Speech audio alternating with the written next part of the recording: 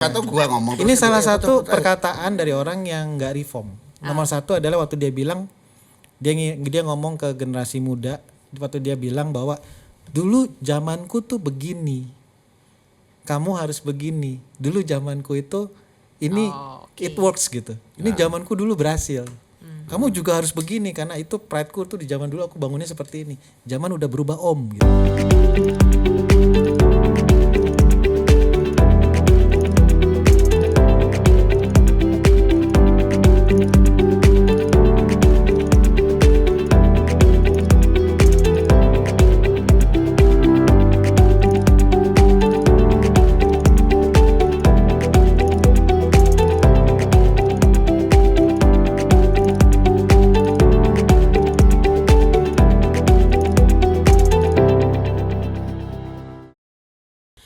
Oke, hari ini kita bakal bahas sesuatu lagi yang lebih deep.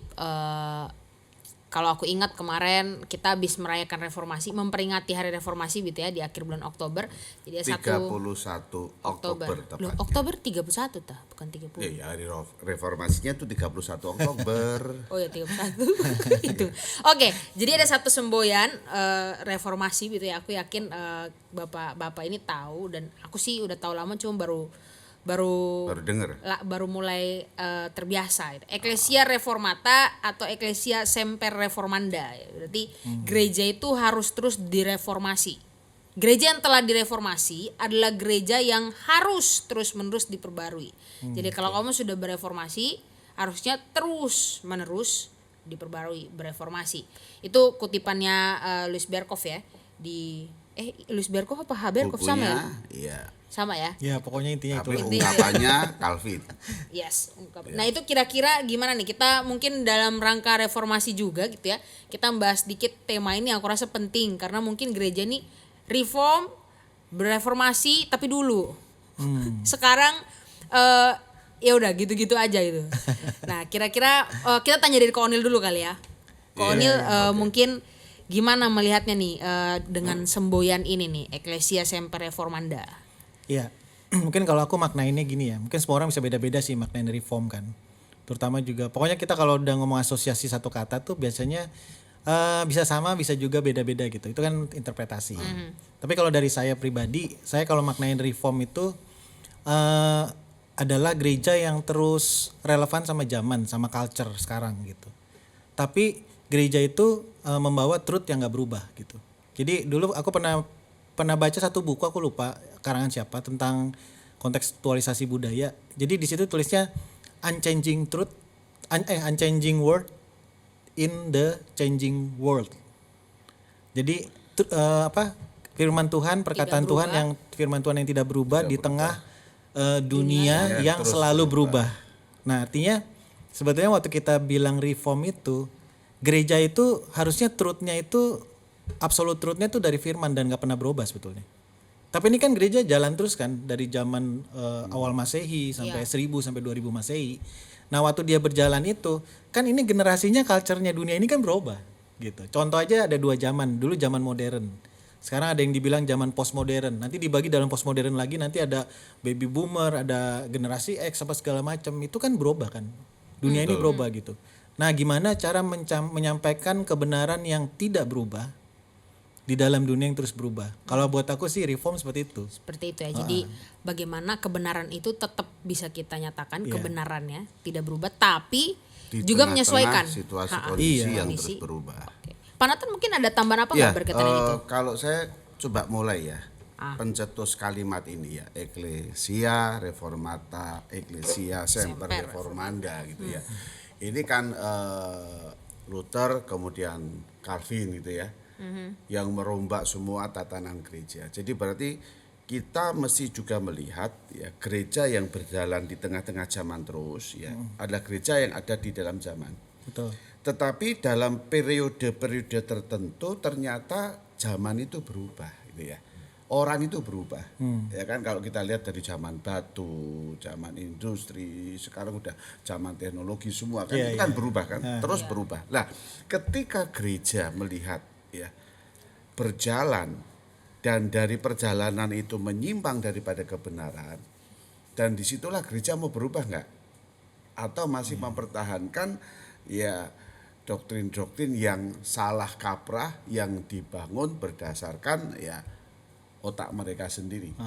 Dan itulah kan yang dirombak oleh Luther dan kemudian Calvin, ya menata kembali balik kepada yang sudah kita bahas kemarin, sola fide, sola scriptura, Sola dan gratia. sola gratia. Ya. Nah, ketika saya bayangkan ya, ini orang yang diberikan hikmat luar biasa ya. Dia roboh, buat gereja dirobohkan gitu ya. Tapi bukan merobohkan untuk kepentingan di zaman itu gitu ya. Ya. Calvin melihat sangat jauh sekali bahwa zaman itu terus berjalan terus, dan ketika zaman berjalan terus dia mengatakan semper reformanda. Gereja itu harus terus berjalan mengikuti perkembangan zaman yang ada. Ya.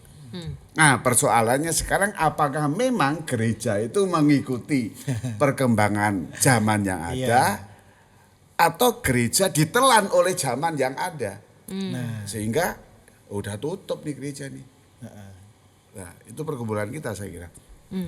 Berarti harusnya gereja hari ini kalau mau ikut semangat reformasi, berarti dia bukan cuman diam di tempat, tapi terus mengikuti dan menjawab kebutuhan zaman. Iya, Gitu ya. betul. Harus menjawab dalam kebenaran itu. Betul. Nah, mungkin kita langsung bahas contoh-contoh konkret yang bisa kita lakukan semua pendengar. Bahkan kita sebenarnya bisa melakukan contoh-contoh hal-hal yang nyata yang bisa kita, yang paling simple dan mungkin after pandemi ini gitu ya. Bahkan udah lewat jauh, udah bertahun-tahun setelah itu, kira-kira menurut Ko O'Neil, menurut Pak Nathan, reformasi apa yang harus dilakukan gereja dengan generasi-generasi sekarang? Atau tambahin dulu. Kalimat memenuhi kebutuhan zaman. Ya. Ya. Itu yang memenuhi apa itu? Maksudnya kita ini memenuhi apanya gitu ya? Ya, kita harus memenuhi kebutuhan zaman. Gereja harus memenuhi kebutuhan zaman. Benar. Ya. Ya, yang memenuhinya ini apa? Kita mau penuhin pakai apa gitu ya? Loh, iya Mau kan. menjawab apa? Ya tadi yang dikatakan bahwa yang tidak pernah berubah. Truth-nya kan. Truth itu harus hadir memenuhi kebutuhan zaman. Berarti truth yang sekarang akan saya hadirkan dengan truth yang beberapa tahun yang lalu, ya beda pasti. Betul. Nah, beda bukan truthnya loh ya, beda pengaplikasiannya. Iya. Beda bagaimana kita menggunakan supaya di zaman yang berubah itu tetap dipenuhi dengan kebenaran firman Tuhan. Iya. Mungkin gampangnya gini sih. Kalau misalnya mau ngomong soal reform, bisa dihubungkan dengan produk sih sebetulnya. Nah, Contohnya gini aja deh. Produk susu aja. Susu ya. Susu itu kan sehat kan. 4 sehat 5 sempurna. Orang harus minum susu kan. Supaya kita nggak nanti keropos atau nanti dengar tuh yang nggak suka susu. Yang nggak suka susu. Nggak suka susu gitu ya. Ya kan artinya susu itu penting. Kan? Ya. Ini anggap aja susu itu truth lah. Tapi dari kecil saya sudah tahu keadaan mama saya loh ya. Jadi mama saya melarat, nggak punya gitu, susu mahal. Gua nggak suka susu. Iya. Pembelaan yang banyak sekali. Ini menarik. Iya. Jadi gini. Gimana tuh? Ada orang yang nggak suka susu. Tapi kita mesti bikin susu itu disukai oleh orang itu. Karena susu itu penting buat orang itu. Sama juga dengan truth-nya Tuhan kan. Ya, God's sampai word-nya saya Tuhan. nggak suka jadi suka Jadi gitu suka. ya. Nah, Oke, gelato suka sekali saya itu. Nah, gelato itu ada susu kan. Es krim, betul. gelato. Jadi gini, banyak cara. Jadi susu itu bisa dirubah rasanya. Misalnya Pak Nathan suka rasa pisang, kita bikin banana milk. Gitu. Coklat saya kok. Oh, sukanya coklat. Ya kita bikin susu coklat. Duren. Nah, duren, Nah, bikin itu susu suka. duren. Coklat duren jadi satu. Di surga tuh cuma ada itu loh. Nah, kalau misalnya dia bentuknya dia nggak suka, susu itu ada di gelato tadi kan. Oke. Nah, terus nanti setelah itu, waktu kita jual itu, packagingnya kita rubah. Menyukai seleranya Pak Nathan. Tapi pada Oh ya, akhirnya, berarti truthnya tuh susu itu ya? iya, Kalau kamu truthnya kasih jadi contoh. esensi dari God's word ya, dari perkataan Tuhan atau firman Tuhan itu adalah susunya, esensi gitu. Jadi kita mesti sebagai orang yang kita reform terus ya, gereja yang reform, kita harus tahu esensi dulu sih. Kalau kita nggak tahu esensi dari firman, karena gini loh, Alkitab itu kan bukan langsung nyeritain esensi, dia kan cerita. Jadi di dalam cerita itu kita harus menembus ke dalam kedalaman yang sangat dalam untuk ngelihat bahwa ini sebetulnya orang ini interaksi ini esensinya apa gitu. Nah kalau orang-orang yang nggak cukup dewasa untuk tahu esensi, maka dia nggak bisa jadi gereja yang reform atau nggak bisa menjadi pemimpin yang reform. Karena Alkitab Karena sendiri nggak harus menemukan ditembus sampai ke apa? esensinya gitu. Tidak menemukan kebenaran yang ada Yang esensi di dalam di cerita-cerita dalam Alkitab. Alkitab itu. Nah, kalau dia nggak deep oke. enough, dia yang dia lihat itu cuma seperangkat peraturan atau perilaku moralitas yang luarnya doang. Nah, itu mengapa kalau Tapi kita yang banyak juga ya, ayat Alkitab itu memang tidak digali esensinya ke dalam, tapi main tempel. main tempel aja. Jadi aturan-aturan, oh dia begini berarti aku harus begini gitu. Ya. Misalnya contoh dulu mata ganti mata. Gigi ganti gigi. Gigi ganti gigi di aplok aja gitu. Tapi esensinya dia nggak tahu itu. Itu jadi masalah gitu sebetulnya. Nah, jadi di Alkitab sendiri ada konteks, ada ekspresi, ada esensi.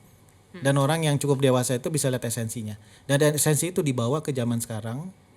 Esensi itu dibikin lagi ulang packagingnya. Kayak tadi loh yang susu itu. Dibikin apakah dia rasanya, apakah dia jadi gelato, atau dia mungkin nanti packagingnya nanti kalau misalnya sukanya coklat, nanti ada kayak beruang coklat di depan. Pak Nathan suka beruang mungkin. Berarti Ya kayak gitu. berarti Akhirnya minum gini ya? susu gitu. Berarti kalau kita balik kepada pemimpin gereja, sebetulnya pergumulan pemimpin gereja itu bukan sekedar membuat program ya. Betul. Tidak sekedar langsung program Kalau buat langsung kita gitu. program biasanya kan copy paste itu ya. Ya kadang gini Yang loh. lalu apa Dilanjutin. sekarang ya. Atau gini kadang muncul oh yang bagus kayaknya ini nih gitu. Kayak langsung mikir gitu. Yang berubah anggarannya, Anggarannya. ulang tahun gereja, tapi ulang tahun gereja itu berubah terus loh ya. Iya. Roti tatnya maksudnya.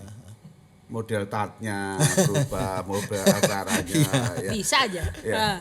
Ya, maka tuh yang berubah memenuhi zaman itu apa sih sebetulnya?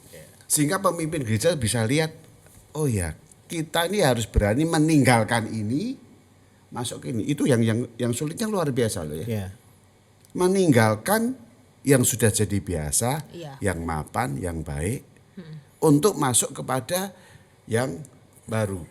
Betul. Yang baru apalagi kemudian kalau ada gap usia misalnya kan tadi yuk ngomong ada baby boomer ya. Lalu sekarang ada yang generasi Milenial.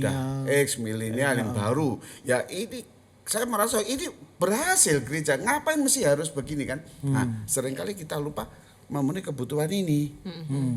Berarti gereja itu ketika mau bereformasi, dia setiap tahun misalnya ku harus mengalami perubahan, dia harus lihat dulu sekarang konteks zamannya sekarang seperti apa, truth yang mau saya masukkan ke situ seperti apa, gitu kan? Jadi harus betul. menyesuaikan. Jadi mungkin ini jadi satu perenungan juga buat semua gereja-gereja, dan mungkin nanti gereja kita mau bikin project, akhirnya mesti lihat juga misalnya Faith at Home, let's say Faith at Home tahun depan.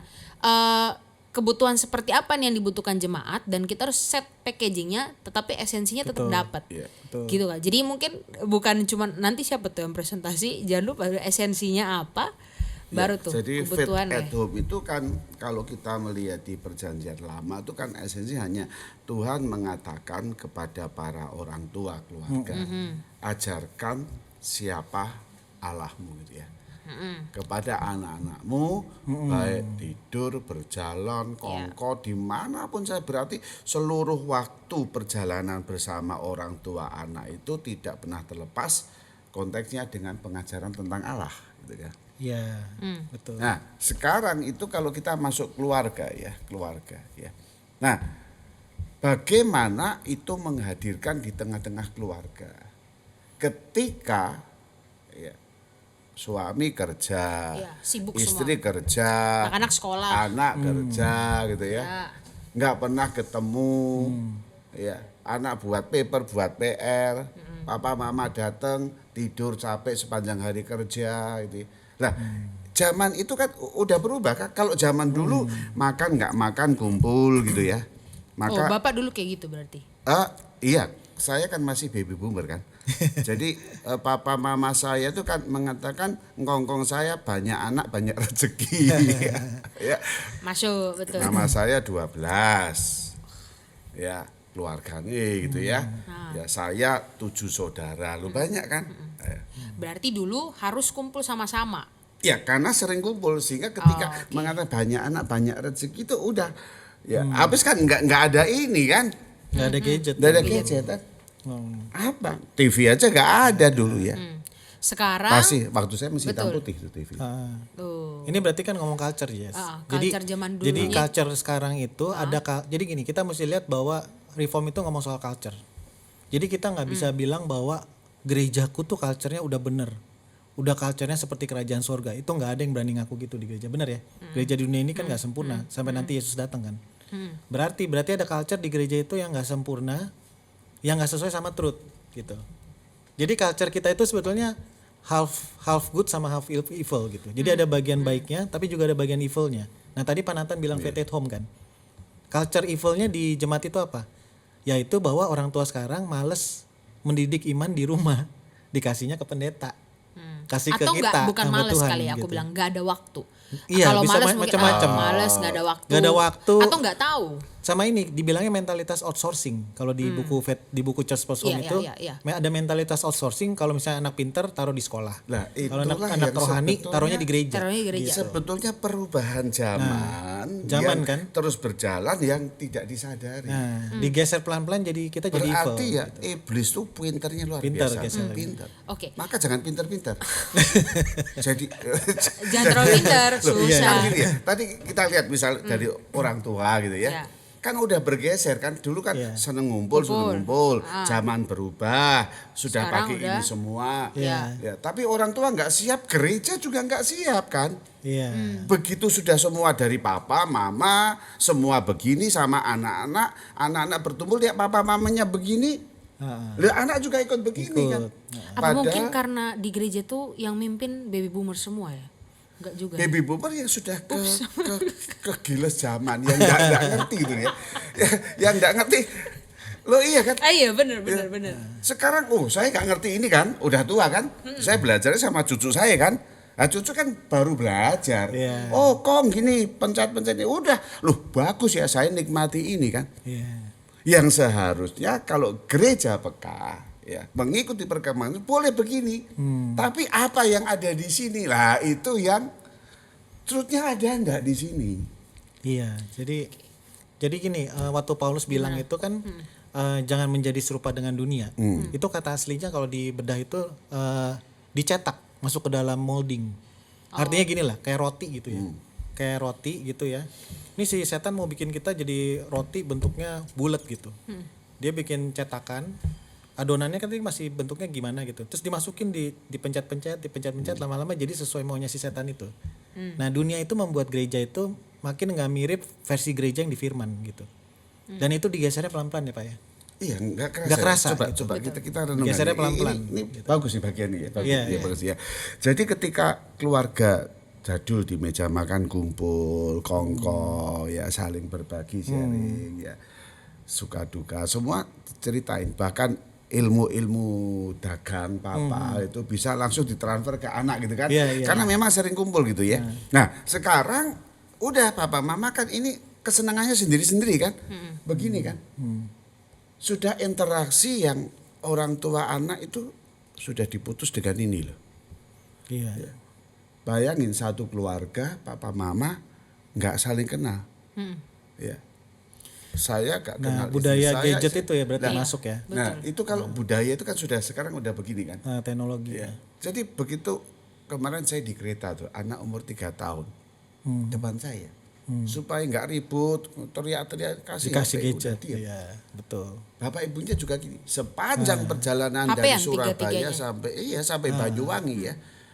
Gua nggak buka, gua udah. Nah, berarti kan istirahat, tapi gua perhatikan. mikirnya praktis kan. Begini, Berarti. Ini masuk lagi satu culture lagi Culture praktis, praktis. instan. Oh ya biar cepet Konsumerisme. diam kasih gadget gitu kan. Padahal dalam gadget itu ada something kan. Oh iya nggak tahu dah.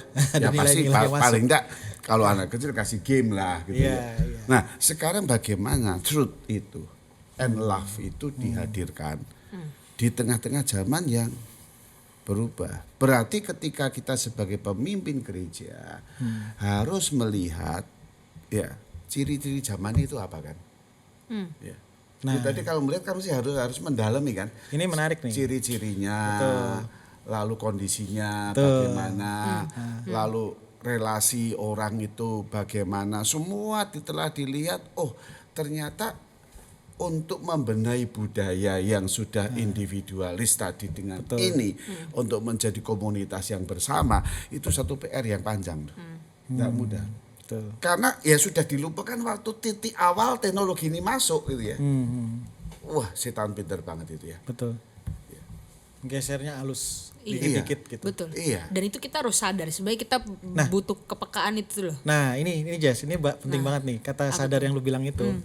Ini aku suka perhatiin gini ya. Dulu aku pernah ngusulin ke dosen sebetulnya. Pak, gimana kalau misalnya pelajaran culture itu diajarin sejak S1 waktu di sekolah teologi ya. Sama dosenku aku ngomong gitu. Kenapa aku ngomong gitu? Karena aku ngelihat kita ini pinter khotbah, tapi nggak pinter ngelihat budayanya jemaat gitu. Ya, jadi gini, masalah kenapa gereja itu nggak berubah sebetulnya karena nggak sadar budaya. Jadi banyak pemimpin-pemimpin sekarang tuh kadang pinter khotbah Pak, banyak yang pinter khotbah. Saya akuin banyak pinter khotbah, tetapi apakah dia peka sama budayanya jemaat? Apa yang good, apa yang evil, apa yang udah bergeser dari firman? Itu kadang-kadang Berarti culture. budaya intern Iya. gereja ya, bukan Jadi budaya intern yang gereja dulu, lokal dulu ya, nggak lokal. usah ngomong gereja dunia ya, ngomong yang lokal aja deh. Di depan mata kita jemaat kita ini culture apa yang mereka hidupi yang sebetulnya nggak sesuai dengan culture firman Tuhan gitu. Nah ini kan berarti kan supaya gereja itu bisa reformanda ya, bisa reform. Artinya si pemimpin ini mesti punya kemampuan awareness terhadap budaya atau istilahnya kalau aku bilang melek budaya lah. Gitu. Nah makanya segala program yang dibikin, contohnya kita misalnya mau bikin program Faith at Home, pemuritan itu balikin ke orang tua, bukan pendeta yang muridin anak-anak, tapi orang tua yang muridin anak-anak. Itu kan karena kita melihat ada satu culture di keluarga yang nggak sesuai sama firman, nggak sesuai dengan bangsa Israel di PL gitu. Sehingga kita lihat nih nggak bisa nih dia outsourcing terus ke OJES terus, kasih remaja ke OJES yang dewasain remajaku ya, taunya di rumah dia tiap kali ngomong ini duit melulu di meja makan. Betul. Berarti kan OJES ngajarin hari Minggu dari Senin sampai Sabtu dia ngajarin mamon di meja makan gitu. Betul. Kan ngerti gak? Berarti, Ini kan aneh gitu. Kalau kita. gitu, kalau sadar gitu, gitu. kira-kira budaya itu apa sih? Apa aja sih yang bisa kita temukan bentuk-bentuk konkretnya? Mungkin iya, akhirnya kita perlu mungkin di sini ya di perbincangan kita perlu kasih sedikit tips kah atau sedikit clue petunjuk gitu ya. Kira-kira gimana supaya kayak yang Konil bilang kan harus diajarin dari kita masih S1 misalnya kan tentang culture. Kira-kira bisa berbagi nggak ke Onil atau Panatan? Culture yang model apa? Contohnya apa sih? Itu banyak tuh. Kita bisa ngomong culture bisa banyak nih ya. Mungkin kita bahas dikit kali ya, 1 atau 2 nih yang bisa kita bahas agak deep. Mungkin aku bisa usul satu karena ini tesisku ya. Aku tesis S2 aku itu culture konsumerisme. Oke. Kita akan menguji tesis Coba. kamu sekarang. Waduh. Asik. Seneng kalau nguji. Kita serang dia. Udah lulus ya. Pak, udah lulus. Iya. Gimana tuh? Kita coba angkat satu ini ya. Lulus kan di akademi pendidikan contoh. kan di gereja. Jadi ada culture. Jadi gini, kita mesti mandang gereja itu belum 100% kayak firman. Harus melihat begitu. Karena gereja itu adalah sebuah organisasi yang ada culture-nya. Dan saya berani jamin harusnya semua pemimpin yang ngerti betapa dalamnya firman Tuhan pasti akan tahu bahwa gereja itu nggak ada yang absolute truth, nggak ada yang udah benar 100% pasti gitu kan. Kita harus punya sikap itu loh. Ya. Artinya Iya, kalau memang tradisi gereja sudah memang menyatakan absolute truth gitu ya. Iya, berarti udah ketemu jadi Tuhan Yesus iya nanti, gitu. ya. Selama gereja di dunia, gereja itu sebenarnya nggak pernah sempurna. Dan selalu ada hal yang perlu diperbaiki sesuai dengan firman. Itu dulu sikapnya. Jadi nggak bisa merasa bahwa gerejaku udah paling benar gitu. Iya. Itu sikap yang nggak reform menurutku. Ya oke. Habis itu kan kemudian saya mau berubah gitu ya. Mau mengubah gereja tanda petik, mau belajar culture gereja itu apa? Ya itu apa aja contoh nih? Ya. Nah berarti kan harus melek budaya kan. Iya, melek budaya, budaya apa yang saya Budaya. melek? Ini kita lagi Misalnya garis bawahi konsumerisme, konsumerisme. misalnya. Jadi kita ambil contoh konsumerisme. Ambil contoh ya, satu ya. Sekarang ngambil konsep tubuh Kristus aja deh. Kita ngomong konsep tubuh Kristus. Gereja adalah komunitas tubuh Kristus. Ya, kalau komunitas tubuh Kristus itu tubuh ya, itu semuanya bergerak. Ya. Kojes mau nggak tangannya nggak bergerak, kaki kanannya nggak bergerak, mau nggak?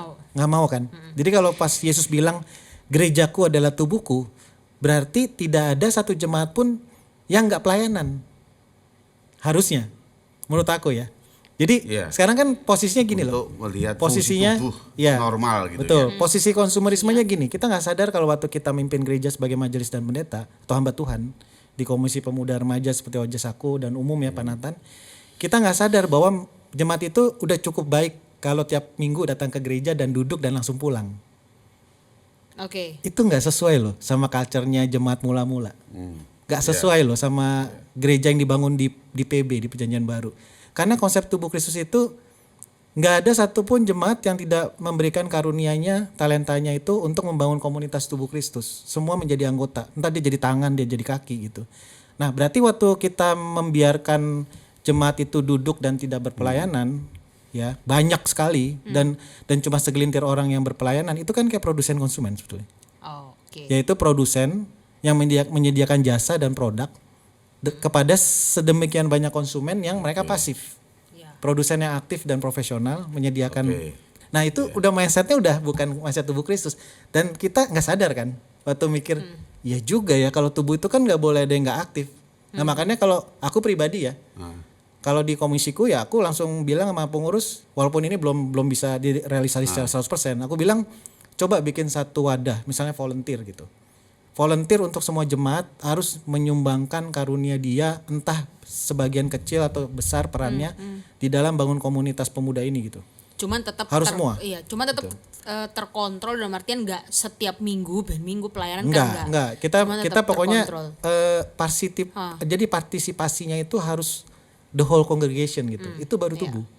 Lah itu kan nggak sadar kan sekarang. Kita posisinya atau gini. gitu. Jadi fungsi tubuh itu ya, fungsi tubuh Kristus yang harus berfungsi semuanya itu kan.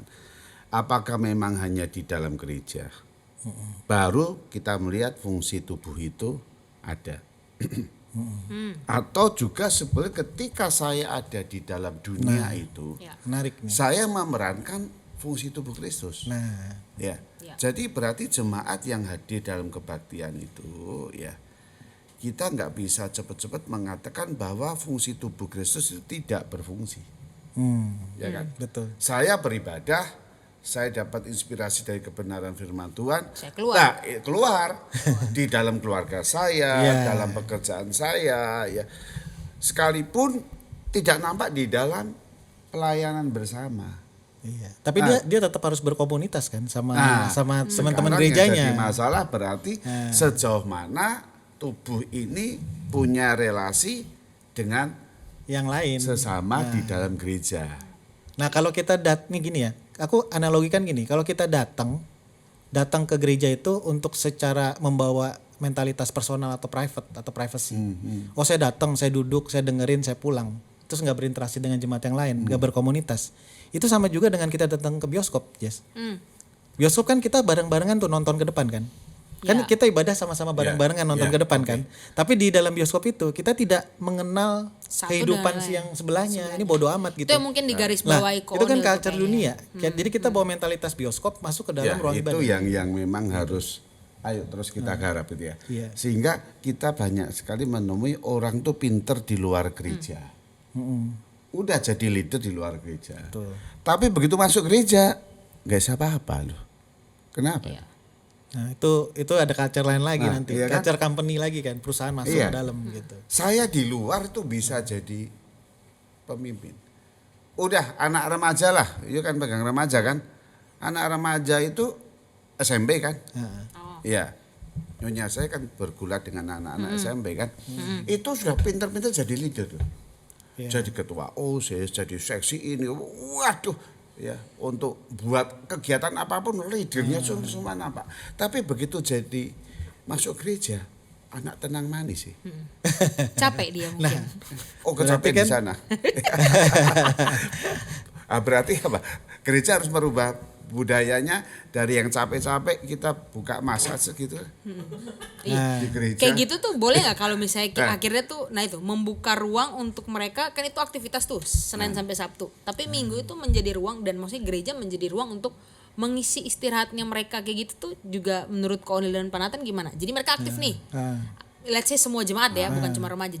Jemaat kita aktif di luar, tapi waktu di dalam dia tuh pasif, mungkin karena nggak saling mengenal mungkin kali ya, nggak terbiasa. Tapi apakah akhirnya gereja juga harus membuat mereka semua aktif, ataukah seperti apa nih? Ini aku jadi langsung kepikiran aja sih, kira-kira harus, ataukah gereja ini harus memberikan ruang istirahat, dalam artian itu yang kalau ngobrol, kita ngobrol, Pak Nathan, Mem Linda ya apa kemarin gini. Mem Linda bisa cerita, jadi kayak ruang untuk mereka beristirahat dan tak cerita no. Nah boleh nggak itu ada ruang itu, tapi juga memberikan ruang untuk mereka aktif. Aku tuh merasanya karena seolah-olah nih berat juga Pak Nat bilang, masa mereka aktif di sekolah, tapi mereka nggak aktif di gereja. Akhirnya aku berpikir, emangnya haruskah aktif di dua-duanya, atau akhirnya menjadi tempat mereka beristirahat dan ini loh aku lagi capek gini. Atau justru ya kalau kita gitu. Balik kepada Ecclesia Semper Reformanda itu banyak kan. Pertanyaan ya. Jadi yang di sekolah itu gayanya, budayanya, modelnya semuanya kan sesuai dengan anak-anak. Ya. Begitu masuk gereja, gaya budayanya, om tante, gonggong-gonggongnya, bobonya. Jadi kita diam aja. Nah, itu juga bisa jadi tuh. Banyak tapi sih. Tapi kalau di sana capek, kemudian di gereja ngilangi capeknya, buka refleksi gitu. Enggak dia main-main, ngobrol-ngobrol santai. Iya, padahal anak tuh nggak kenal capek kan? Lo enggak kenal capek, coba kalau udah anak bapak capek loh kalau enggak. Iya, kalau ketemu itu dia, kalau ketemu teman. Udah enggak kenal capek, udah. Tapi gini Jas, hati-hati juga kalau kita bilang ini capek di sana terus di sini istirahat, itu hati-hati. Karena gini, masalahnya sebenarnya bukan capek apa enggak capek. Apalagi kita ngisi capeknya kan? Iya, jadi kayak istirahat, santai gitu di gereja itu bukan gereja sebetulnya. Mungkin istirahat seperti apa nih kok? Iya. Ada enggak jadi kira-kira? yang salah satu culture lagi ya, yang paling bahaya itu di dalam kekristenan sekarang adalah dualisme. Nah. Artinya kekristenan itu cuma ada di gereja, tapi nggak ada di kantor dan nggak ada di keluarga. Nah jadi waktu dia capek di kantor, apakah di kantor itu dia bangun kerajaan surga di kantor? Bangun gospel center culture di kantor? Apakah dia menjadikan sebagai pebisnis bahwa bisnisnya itu adalah tempat misinya Allah gitu? Lah sekarang kan culture-nya sekarang orang kalau ya urusan rohani, urusan yang sakral-sakral di gereja. Giran udah di sekolah, di kampus sama di kantor, itu urusan sekuler. Nah ini namanya dualisme. Nah ini culture lagi. Saya ingat gitu. Saya ingat ya. You setuju enggak? Statement saya.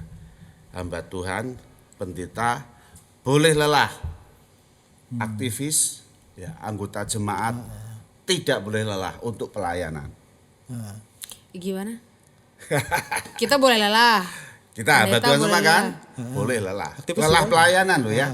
Lelah, betul lelah ya. Tapi aktivis jemaat ya, yang ikut ambil bagian dalam pelayanan, saya katakan tidak boleh lelah. Pelayanan loh ya, tidak boleh lelah. Itu kata Bapak? Iya, saya kan baru sekarang ngomong ini.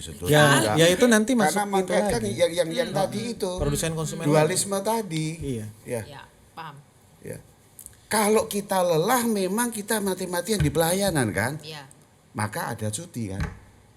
Kenapa cutinya hamba Tuhan itu 1 bulan? Ya. Orang banyak yang iri, lu enak ya. Tapi nggak boleh diborong. Ya nggak boleh diborong tapi kan 1 bulan. Yang lain dikerja ya? Di luar kan cuma 13 hari kerja. Aku baru hari ini, 13 hari kerja sudah nggak boleh diborong. Oh serius 13 hari dong? Loh. Makanya berarti lu 13 hari? Enggak, 1 bulan. Oh ya 1 bulan kan. Oh berarti semua jadi hamba Tuhan aja. Kenapa? Karena jam kerja kita nggak ada jam 24 jam kan? Iya. Ayo orang sakit jam 1 pagi dipanggil. Kan lu berangkat walaupun apa bangkong, kamu sering bangkong sorry ya. Bapak juga nunjuk-nunjuk gitu. Iya kan? Jam 2 pagi pergi ke rumah sakit kemana? Nggak ada jamnya. Itu kena itu ya. Tapi kalau ada jam kerja 8 jam ya lu cutinya 13 hari deh. Yeah. Nah, kenapa? Lah dualisme tadi. Ya kamu dualisme bahwa begitu saya melayani saya awam ya. Oke, saya melayani jadi penatuannya, GKI Sulung ya. Jadi pengurus remajanya apa? Waduh, gua capek. Lalu gua berpikir, you ngomong capek untuk melayani Tuhan, hati-hati loh. Ya. Apakah betul capek kalian itu capek karena pelayanan? Kalau betul, ayo hitung-hitungan. You melayani 1 minggu berapa jam? Ini berarti masuk culture yang berbeda lagi. Maksudnya ada satu budaya yang dibawa dari luar gitu kan. Jadi dihitungnya sama. Padahal ini prinsip. Padahal mereka capeknya di pekerjaan.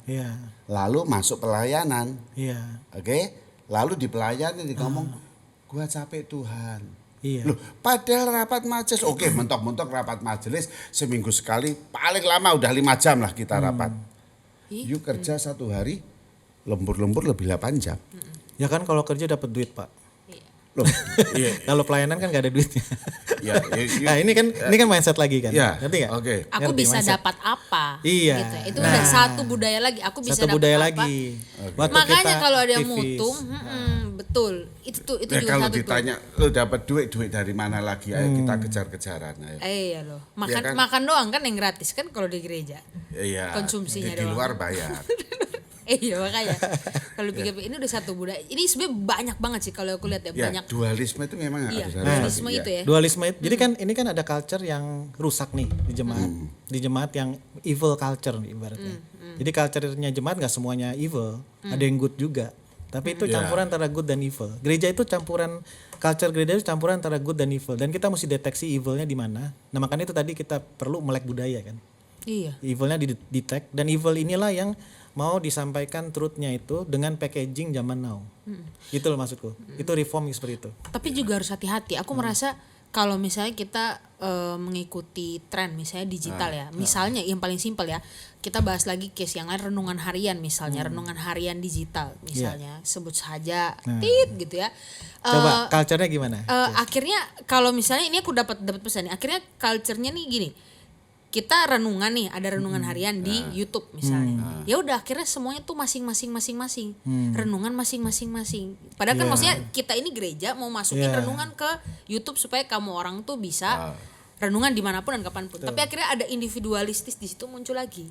Akhirnya keluarga itu jarang tuh kumpul sama-sama buat renungan sama-sama. Misalnya itu contoh paling sederhana, atau ngobrolin tentang Tuhan. Karena ini jadi harus hati-hati juga kali ya. Sepakat juga maksudnya renungan maka itu kalau gimana bilang tuh Pak? fit hadir itu apa kan?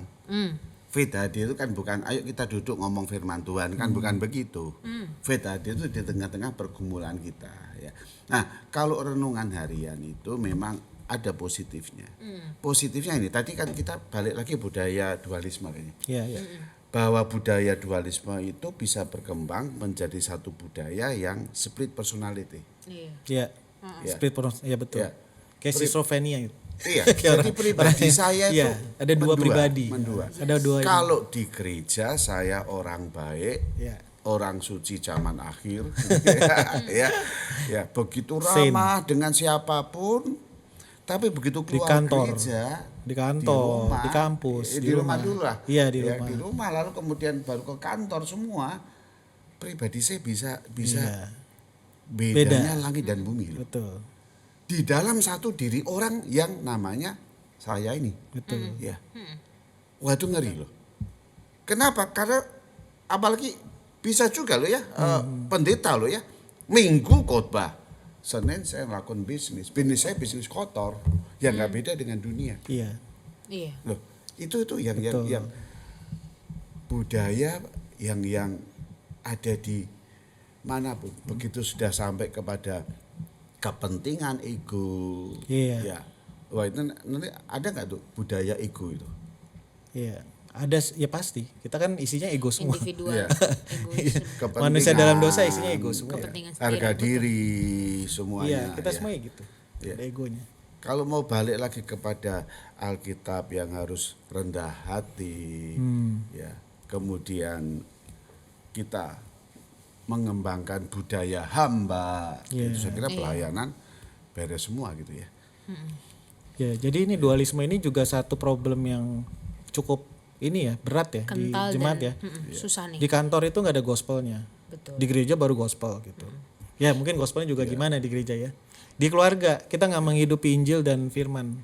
Tapi di gereja kita kayak seakan-akan kayak menghidupi itu. Itu kan kayak dualisme itu kan parah. Renungan harian itu Kes renungan harian. positifnya ya, dapat mengingatkan saya untuk terus-menerus mengkikis split personality saya. Iya kan? Ya. Kalau tidak ada yang mengingatkan siapa lagi gitu ya. Betul. Jadi sebelum bekerja, sebelum aktivitas, saya baca firman Tuhan, saya merenungkan, oh ya hari ini saya masih begini ya. Ya. Nah ketika saya mau begini-begini menurut firman Tuhan, kan juga ada saya mesti gini-gini menurut ego saya kan. Iya. Nah antara kedagingan dan hidup dalam roh itulah yang terus disinkronkan. Betul. Nah di situ saya kira fit at home itu hadir. Ketika disinkronkan itu tuh harusnya juga dialirkan atau dibicarakan Iya. di rumah bersama dan orang Betul. lain Iya. sehingga nggak jadi yang tadi kita bilang individual Iya, jadi betul. akhirnya malah kita dimakan sama Iya. arus budaya itu gitu kali ya. Ini baru VT Home kan. Ini Belum lagi culture misalnya kepemimpinan. Misalnya pemimpin hamba pemimpin misalnya majelis. Perusahaan itu punya culture sendiri. Dan contoh ya, misalnya kita bawa culture perusahaan di dalam gereja. Nah, ini masalah juga. Contoh culture-nya Tapi kadang nggak sadar. Apa Culture contohnya? Contoh ya. ya. Kasar perusahaan itu kan kalau misalnya kan itu juga perusahaan kan bikin produk, bikin jasa kan, gitu kan. Sekarang kalau yang dihitung itu kan ada istilahnya kalau di perusahaan itu dihitungnya ABC gitu. ABC itu misalnya gereja itu bisa ngitungnya ABC doang maksudnya. Bukan salah sih, ini ABC ini benar emang harus dihitung karena organisasi. Pertama attendance kan. Attendance itu kalau di perusahaan itu tuh berapa jemaat yang hadir itu sama juga berapa produk yang terjual, berapa orang yang membeli Suka produk itu dan kan. Attendance nih kan. Begitu building kan facility kan. B itu yang A attendance, B building kan, facility kan. Perusahaan juga ada facility kan, benar kan? Gereja juga ada facility kan, emang harus dihitung kan gitu. C itu kan cash. Alur cashnya gimana, cash flow-nya harus untung, jangan defisit, surplus gitu kan. ABC ini kan semuanya di perusahaan kan. Apakah organisasi gereja nggak usah mikirin ABC? Ya tetap harus mikirin ABC karena gereja juga organisasi. Tapi yang masalah apa, Jess? Berhenti ngitungnya cuma sampai sini. Padahal gereja itu lebih dari sekedar ABC. Berapa murid yang dihasilkan dalam gereja? D, disciple. Ada D-nya. Bagus banget. Pinter loh. A, B, C, D. Nah pertanyaannya gini, berapa disciple yang dihasilkan di dalam satu gereja ini? Karena gereja itu kan pembuat murid, tempat di mana kita buat murid, buat orang Kristen dewasa yang serupa Yesus. Loh, measurementnya kalau cuma sampai ABC ya sama juga sama perusahaan dong. Bukan aku bilang nggak boleh ngitung ABC ya, boleh. Tapi kalau cuma berhenti sampai ABC, tapi nggak ngitung berapa murid yang didewasakan mungkin di dalam kelompok Itu kecil. berarti bicara produk ya. Apa yang jadi produk gereja gitu? Measurement. Ini bicara measurement dulu. Measurementnya berhenti di pola pikir mindset perusahaan. Sedangkan gereja itu more daripada sekedar ABC itu. Yaitu mesti ada disciple. Ada pengukuran spirituality jemaat gitu. Nah ini kan hilang kadang-kadang. Kita ngukurnya cuma berapa jumlah jemaat yang hadir di kebaktian itu udah puas. Kalau aku sebagai orang yang membangun tubuh Kristus, kehadiran itu kalau orang banyak hadir semuanya kagak mirip murid Yesus itu hitungannya nol sebetulnya. Sama juga bohong kalau dalam Ya, kingdomnya berarti Tuhan kan gitu. bukan berdasarkan kuantitas saja. Kuantitas saja. Betul. Tapi kita lupa, ini iblis pintar lagi kan, iblis digeser pintar kan. Biarin kita salahin iblis terus saja biar marah biar itu ya.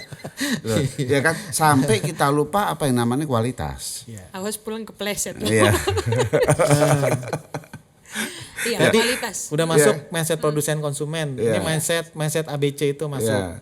Dari Sehingga perusahaan memimpin gereja dengan pola begitu kan. Iya, mikirnya gitu. Jumlahnya berapa, untungnya berapa, defisit atau tidak. Nanti kalau pakai anggaran melebihi budget kita ribut gitu ya. Ya ributnya panjang. Terus nanti gitu decisionnya carinya yang pragmatis, praktis-praktis. Padahal melayani orang itu kan harus repot ya Pak ya. Iya. Gak cuman solusi aja tapi juga ada hati kan orang. Kebanyakan solusinya itu ya. Kalau di tempat saya bekerja gini. Praktis, tapi kan? lupa tuh firman itu, truth itu harusnya seperti apa gitu harusnya. Bagaimana memperlakukan anggota jemaat itu ya. Iya. Pak Nathan kemarin cerita yang BPJS itu kan, yang kemarin itu case-nya bagus loh. Oh iya. Yang katanya, jadi ada orang kesusahan, terus misalnya majelis bilang, udah kasih BPJS aja, itu kan solusi praktis kan. Betul. Iya, tapi kan sebetulnya gimana Pak, kan orang itu nggak cuma perlu dikasih BPJS saja, perlu lebih daripada sekedar solusi. Satu pihak kita tuh kan tinggal di negara berkembang. Kita bersyukur pemerintah ini semakin maju kan. Ya sehingga memperhatikan kesehatan masyarakat. Ya muncullah BPJS kan. Ya jadi kalau berobat gratis ya. Ya kita doakan yang ke depan tuh saya mendengar bahwa ketika rumah sakit itu tidak ada kelas-kelas nanti. Kelas VIP, kelas 1, kelas SAL enggak ada, semua sama. Ya sehingga itu yang orang yang berduit pun tidak akan bisa bilang minta VIP diminta pelayanan utama, lalu yang SAL ditinggalin, enggak ada. Sama karena memang jiwa sama. Nah, ketika BPS ada masuk lalu berhadapan dengan gereja, ini hati-hati nih yang bisa sola gracia, yang gimana sola gracia melayani dengan anugerah, itu bisa masuk lagi budaya perusahaan. Saya main order, sakit pergi BPJS, gitu ya. Sayanya nggak pergi. Iya. Itu masalahnya Loh, kan. BPJS-nya pergi, sayanya. Kasih duit Ya, aja gitu. Kasih duit aja. You sakit bes. Kok bes sampai BPJS gitu ya. Sopo besi. Yuk ke BPJS ya. Sudah ada jalurnya. Ya urusan aja gitu. Pertanyaannya, apakah itu gerejawi kan? Iya. Di mana sola grasianya coba? Oke. Kalau cuman kasih solusi Bahwa praktis. kalau kita bicara satu tubuh, ya, satu tubuh nih, gereja itu Paulus dapat hikmat luar biasa. Gereja satu tubuh. Ya. Lalu ada orang yang sakit. Ya. Kita kan mesti merasakan sakitnya dia kan. Nah, itu dia. Loh, iya kan? Iya, iya. Ibu jari saya nginjek, aku infeksi, saya panas menggigil, kan seluruh tubuhnya menggigil kan. Empati. Nggak bisa, jempol lu pergi ke BPJS, Solusi gua praktis. nggak sakit. Iya. Gereja tidak bisa dipimpin dengan pemimpin-pemimpin yang model demikian. Iya. Ya. Jadi cuma rasional sama efisien aja gitu. Iya, sehingga rasa belas kasihan itu hilang itu. Udah diatur dengan keputusan-keputusan Yang prosedural. rapat yang Prosedural. ya sudah prosedural atau mekanisme manajemen yang sudah diatur semua kok, sehingga tidak ada hati di situ. Padahal orangnya butuhnya apa? Orangnya butuhnya Ya, apa? orangnya butuhnya Gak cuman BPJS-nya aja. Didampingi. Didampingi. Kitanya hadir. Kadang mungkin diantar, ngurus BPJS-nya juga susah ya Pak. Iya. Ya? Kan nggak ngerti. Oh, iya. Kita mesti datang, diantar. kita mesti anterin, Ya. gitu. Siapa Ini kan- tahu sakitnya tuh sebenarnya bukan hanya ansih sakit, Iya. tapi butuh kasih.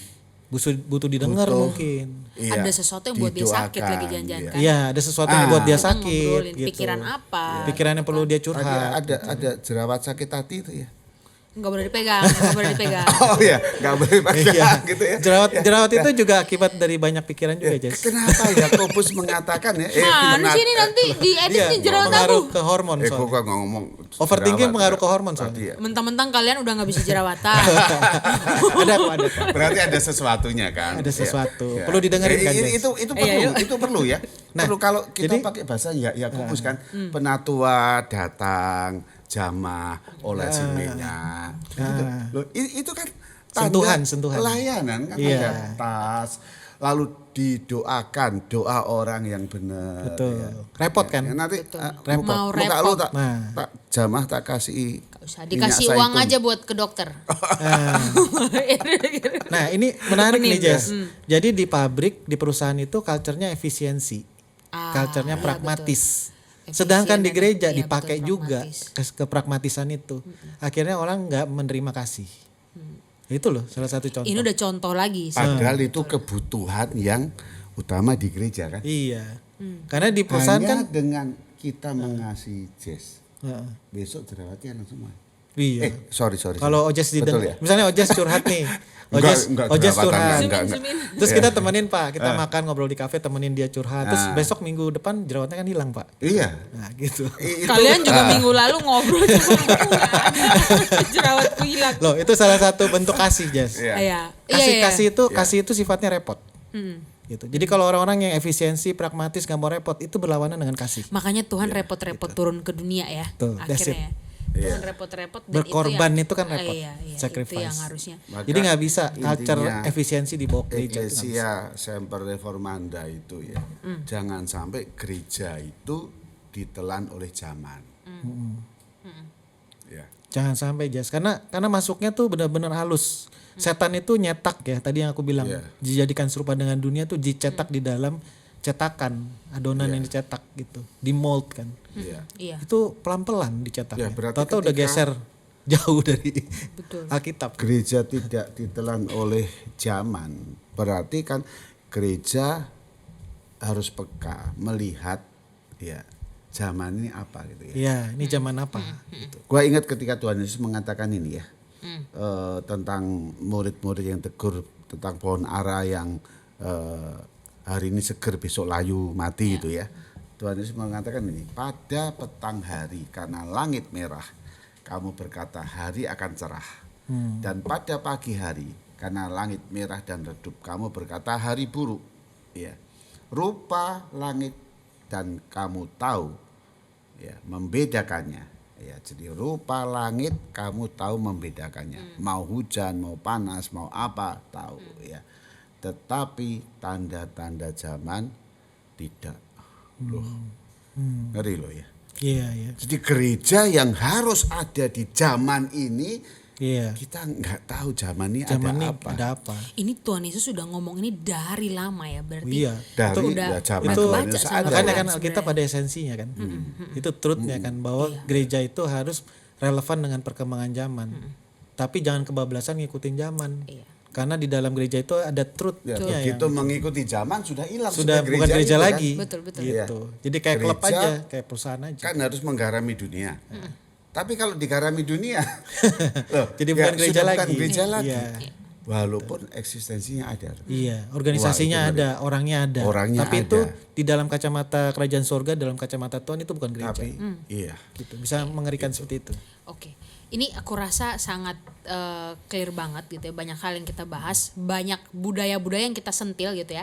Jadi semoga abis ini kita di gereja, semua yang dengar di manapun yang Iya, dengar iya. podcast ini juga bisa. Aku rasa yang paling penting kamu punya listening to God itu loh, mendengarkan Tuhan, kasih telinga dan mata untuk melihat hari ini nih gereja seperti apa, kebutuhan zaman seperti apa dan harus Ya, bagaimana. berarti langkah Gitu pertama ya. kita ayo lihat zaman kita. Betul. Betul. Lihatnya bagaimana? Semua orang suruh ngomong. Hmm. Kalau saya lihat zaman saya baby boomer saya bawa terus kan. Iya. Ya. Kalau gereja mau lihat zaman, siapapun ngomong. Anak muda, ya, dari TK, SD, SMP, buruh, karyawan, bos besar, ya semua jemaat tuh, ayo kita ngomong. Zamanmu itu apa? Tantanganmu itu apa? Ya. Lalu kemudian yang kamu takuti itu apa? Iya, iya. Ya, yang jadi ya nanti kalau bilang berhala yang membuat kamu ya sekarang tuh apa, itu semua di brainstorming keluar semua, baru nanti oh zamanku saya ngeri gitu ya. Ada keterbukaan dan saling ngobrol itu. Baru kemudian bagaimana truth and love itu dihadirkan. Mungkin satu hal saya tambahin nih Jess. Salah satu ciri-ciri orang yang gak reform tau gak kayak gimana? Biar gak langsung ketahuan gitu. Nggak tahu gue. pikir ya? Tahu gak? Nggak tahu. Ada ciri-cirinya. Males Dia ada berubah. cara ngomongnya. Oh, apa ngomongnya? Ini sering di gereja. Apa Kalau coba? kamu- Ini jadi penutup Nggak, kita nih. Iya, Iya, siapa iya. tahu gua ngomong Ini terus, salah betul, satu betul. perkataan dari orang yang nggak reform. Nomor satu adalah waktu dia bilang dia ngomong ke generasi muda waktu dia bilang bahwa dulu zamanku tuh begini, kamu harus begini. Dulu zamanku itu ini it works gitu. Ini zamanku dulu berhasil. Kamu juga harus begini karena itu prideku tuh di zaman dulu aku bangunnya seperti ini. Zaman udah berubah om gitu. Oh enggak ya, aku enggak ngomong itu aku. Enggak ya, Nah, enggak ini maksudnya gitu ya. gini loh. Waktu Tapi- mereka banyak kan pemimpin-pemimpin yang senior itu berkata bahwa dulu aku begini gitu. Nah, dengan dulu aku begini maka kamu harus begini. Itu namanya memegang tradisi dan dia mati di dalam tradisi masa lalunya. Karena kenapa mati? Keras.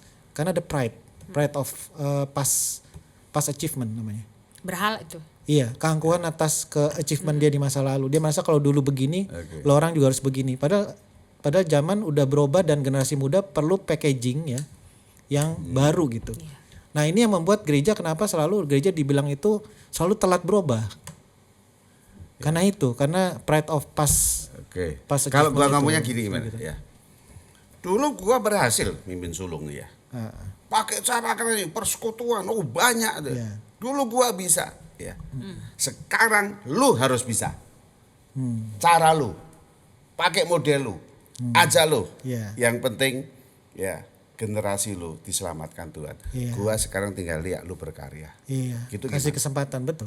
Kasih kesempatan Kasih mereka ruang ya. Iya. bikin packaging yang Kalau baru, tadi kan bikin ini metode ngomong yang saya baru. begini lu harus nurut saya gitu Iya, kan. iya. Tapi saya dulu berhasil loh, yo bangga sih. Iya. Walaupun tidak boleh dibanggakan karena semua grace tadi kan, only grace semua ya. Tapi sekarang ya mesti bisa dong di zaman Iya. itu. Nah, mungkin masalahnya gereja tidak mau berubah karena saya tidak memberikan kesempatan pada orang generasi muda yang di zamannya sudah berubah. Lah itu reformandanya di situ kali mungkin ya. Nah makanya kenapa orang nggak reform itu karena self righteous sebetulnya, karena pride dan merasa diri dia udah yang paling benar. Paling benar. Nah Paling pada berhasil akhirnya, lagi. Saya udah berhasil gitu ya. self righteous, ada berhala prestasinya juga. Dia terlalu bangga. Itu membuat ekspresi yang di zaman lalu itu dianggap sebagai esensi. Padahal itu cuma ekspresi. Yes. Esensinya ada lagi yang lebih kecil, yang lebih dalam gitu. Iya. Truth Esensinya harusnya nggak berubah, tapi ekspresinya sekarang harus berubah, ekspresinya gereja gitu, supaya kita bisa nyampein truth, gitu Jess. Betul. Oke, kurasa ini sudah banyak sekali, banyak hal. Semoga kalau yang dengar mungkin mau ngobrol-ngobrol sama Pak Nathan, sama Ko Onil, feel Hubungin free Ojes gitu ya. Hubungin Sama Ojes kan Kenapa sama jadi kamu aku? juga bisa, Ojes, kan? Ojes sekretaris ya kan. Enak. Sorry, Itu minum yang dulu bikin aku jerawatan kataku. Oh masalah kamu Iya. itu.